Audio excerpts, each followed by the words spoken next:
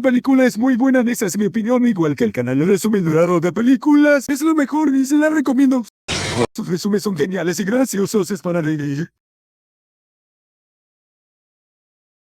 Los resumins son buenos, lo siento, tengo un tit nervioso. ¿Puedes explicar de qué se trata esta película, Mick?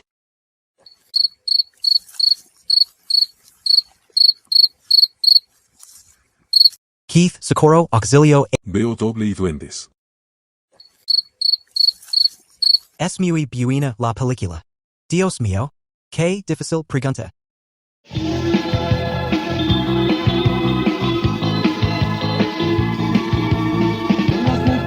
Cuando pienso en tus entrañas,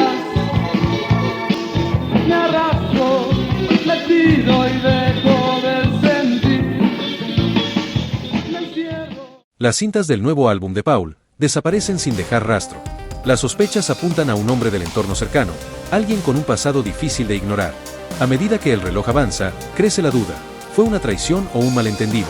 En un Londres donde la música y la desconfianza se cruzan en cada esquina que podría revelar más de lo que nadie imaginaba.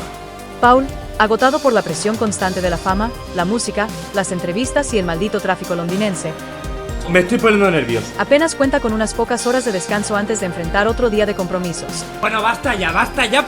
Un recital, una entrevista más, y la creciente angustia por unas cintas desaparecidas que podrían costarle todo. ¡Por un demonio, lo que faltaba! Atascado en un embotellamiento camino a una importante entrevista, su mente comienza a divagar. En medio del caos, recibe una llamada urgente.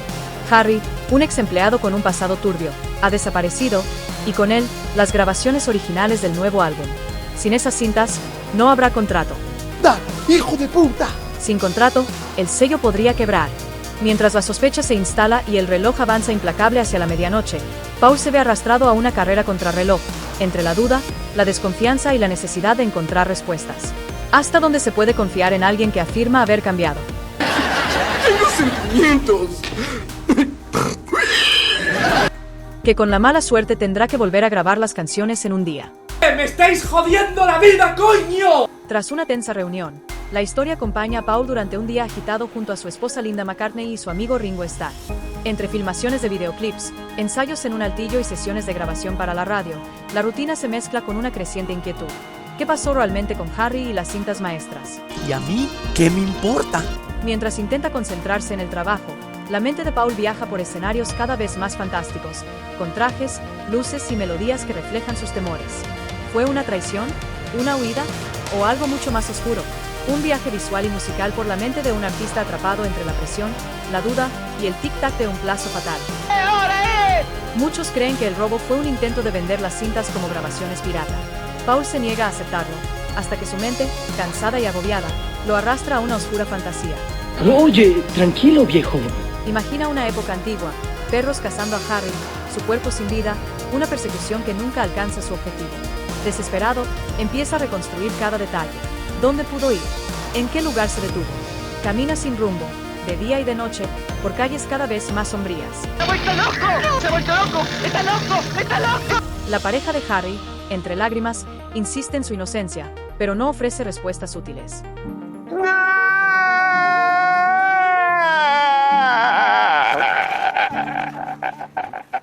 Paul quiere creerle.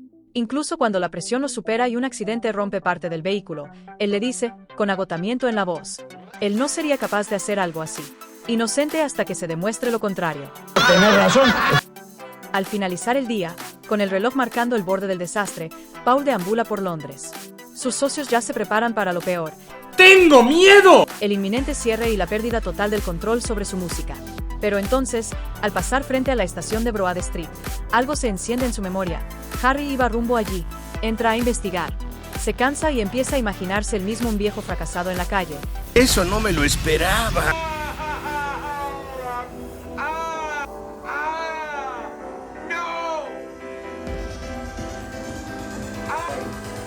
Y ahí, en un banco del andén, está el maletín azul con las cintas. Harry también está cerca.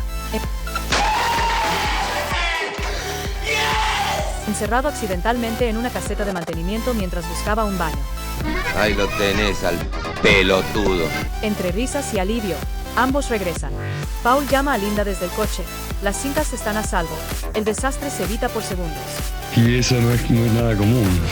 El auto finalmente llega a destino. Paul abre los ojos. Después de todo el caos, la angustia, la búsqueda frenética de Harry, la presión por las cintas perdidas, los pensamientos oscuros y los recorridos por Londres, Paul simplemente se despierta en su auto, justo cuando finalmente llegan al lugar al que se dirigía desde el comienzo de la película. Todo lo que vimos, el robo, la desaparición, la investigación, la tensión con la discográfica, incluso el hallazgo de Harry atrapado en una caseta, fue producto de su imaginación. Aquí no pasó nada. Tú sigue normal. Punto a la lista. No pasa nada. Una pesadilla alimentada por el estrés, el cansancio, el tránsito insoportable y la presión constante de su vida artística. Las cintas nunca fueron robadas, Harry no desapareció, nada de eso ocurrió en la realidad de la película. La verdad que estoy cada vez más confundido. Fue un viaje interior, un reflejo de las inseguridades de Paul como artista y de sus temores sobre la traición, la pérdida y el fracaso. Todo lo vivido fue una construcción onírica dentro de su mente cansada. Cuando el coche llega a destino, Paul se despierta y el mundo vuelve a la normalidad. En el trasfondo de videoclips, grabaciones y una trama de intriga musical, la película revela algo mucho más humano: el peso invisible de la presión.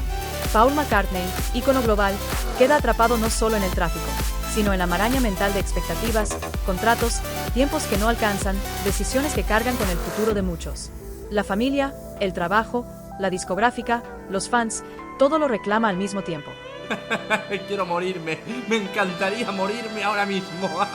Y en medio de ese embotellamiento absurdo que simboliza cómo la vida misma puede detenerse sin previo aviso, se despliega una fantasía inquietante que lo obliga a enfrentar sus miedos más profundos: la traición, el fracaso, la pérdida del control.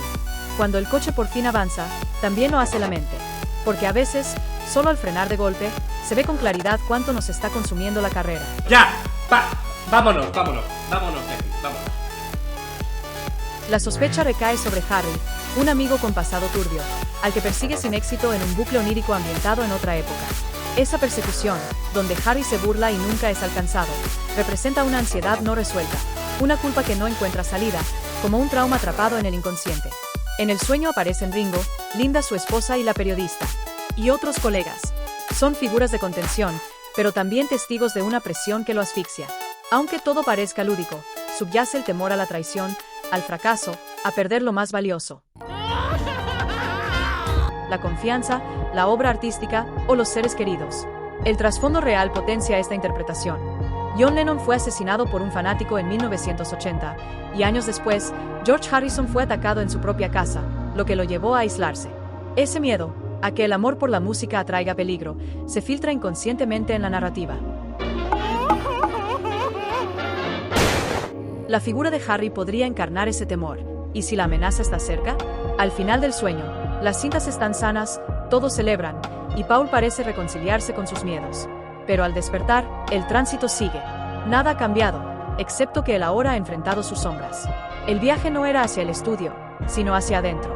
Recuerdos a Broad Street no trata sobre un robo. Trata sobre lo que ocurre cuando la carrera agota, el tiempo no alcanza y el pasado golpea la puerta. Son muchos problemas. ¿Tú crees que tienes problemas?